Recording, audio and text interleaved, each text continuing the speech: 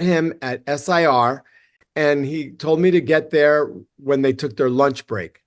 And so I got there. I mean, I was waiting outside and I just walked in right on, exactly on time. And there was Paul. And there was a grand piano, not unlike this one, a Steinway 9-foot grand. Wow. Beautiful.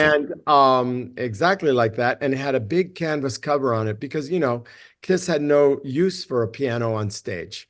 Mm-hmm. So, we pulled the cover back and we sat together side by side at the piano, and we started writing this song called I Was Made for Loving You. Mm. And so, we were talking, and, he really loved, Desmond Child and Rouge, because we had a kind of Motown sound to the rock music that we were making. Mm-hmm. So, we said, okay, well, let's do something, with like a Motown beat, like a real, like 4 on the floor Motown beat, and put heavy rock guitars to it. And so at that moment, we kind of, changed the course of popular music. Mm-hmm. We didn't know it, but the fact is that they created something that no one had ever tried before. And, of course, that was the era of, that's the way, Yes. I like, yeah. right.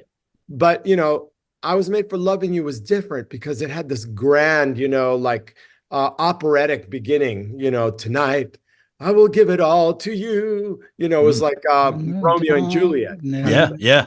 Right. It was not, like, shake your booty, that at all. Right. In fact, it was so much more akin to Motown, which Paul had always been a fan of. Yeah. Mm-hmm. And so, you listen to, I was made for loving you, baby.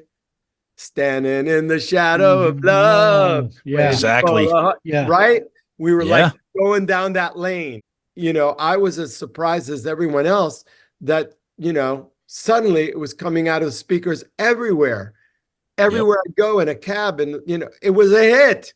Yeah. And, that was the birth of what has become Kiss's biggest international global hit to this day.